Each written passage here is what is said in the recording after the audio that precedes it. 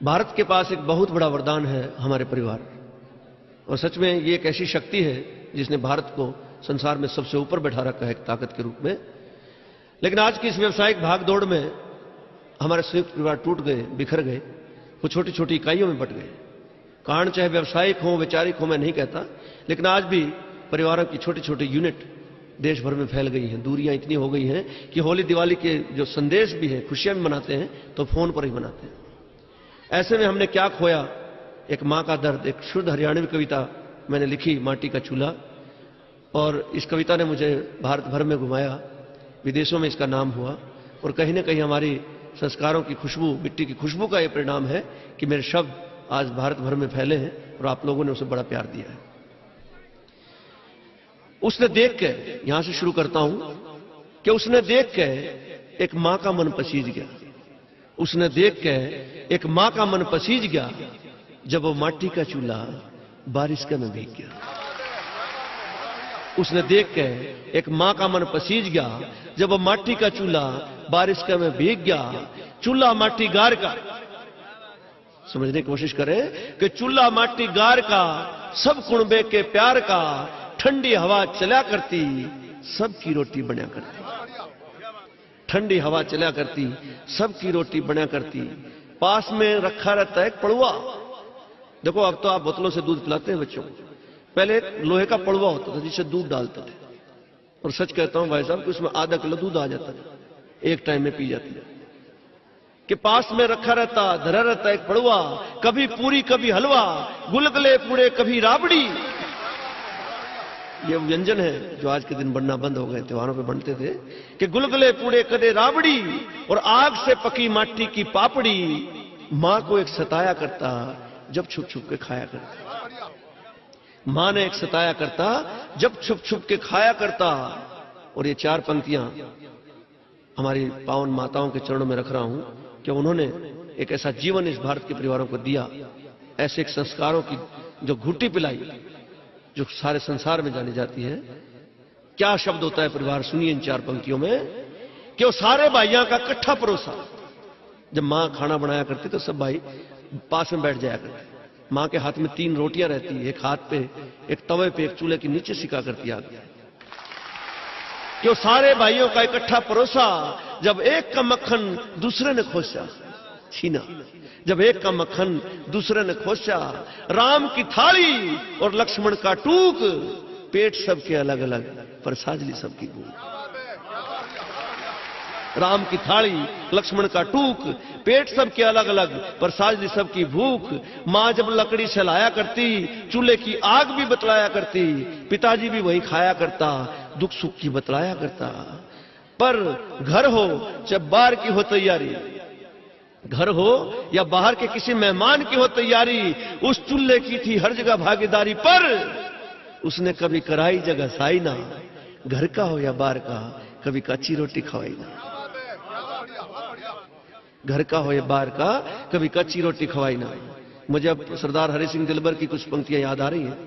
उन्होंने पंजाबी में लिखा, मैं अपने लहजे में बताता हूं कि पहले जब हम खाया करते रोटी, कैसा विचार हुआ करता, कैसे संस्कार हुआ करते।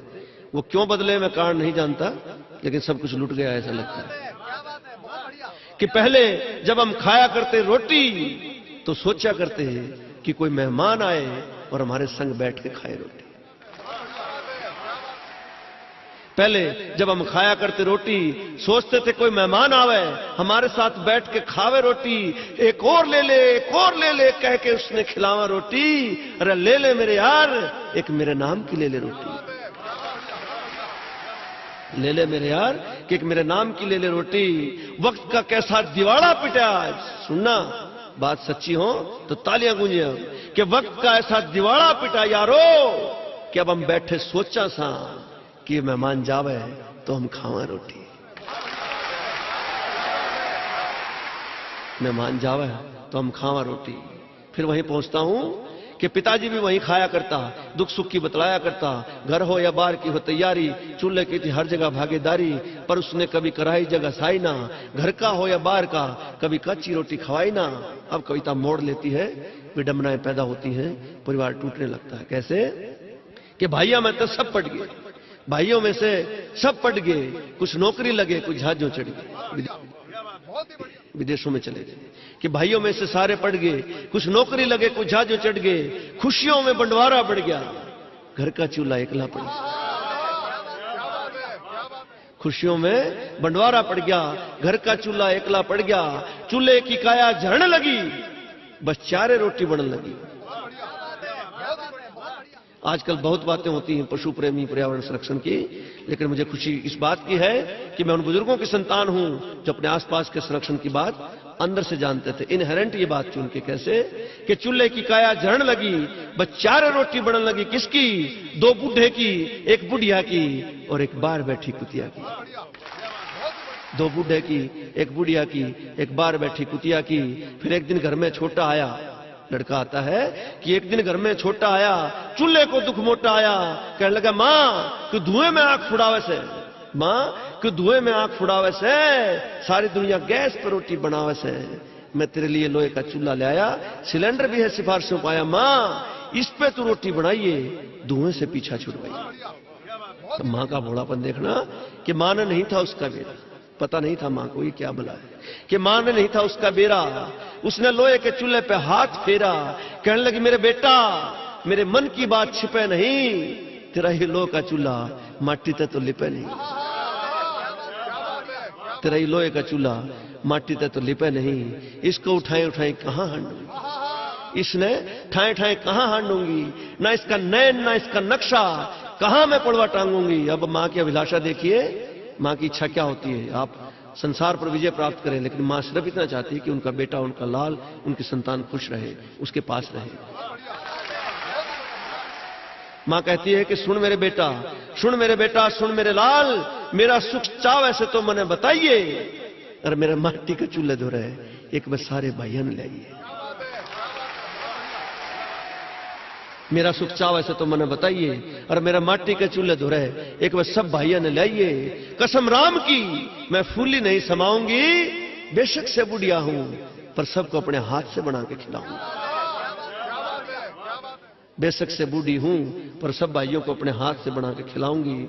लड़का मान्य नहीं, छोरा मान्य नहीं, जुल्म कर गया, मिट्टी का चूल्हा छात पर धर गया। छोरा मान्य नहीं, जुल्म कर गया, माटी का चूल्हा छात पर धर गया। बूढ़े घुटने छत पे चढ़ते नहीं, लड़के भी आके मां का हाल आंखों में पड़ते नहीं। अब तो बूढ़ी उम्मीद गोबर और गारे लावे से, अच्छा सा घोड़ बना के बस छत की तरफ लखावे से, बस छत की तरफ लखावे से, और जब भी बरसे से मी चूल्हा खुले में बीजे से, और एक मां का मन बार बार पसीजे से, बार बार पसीजे से, बार बार।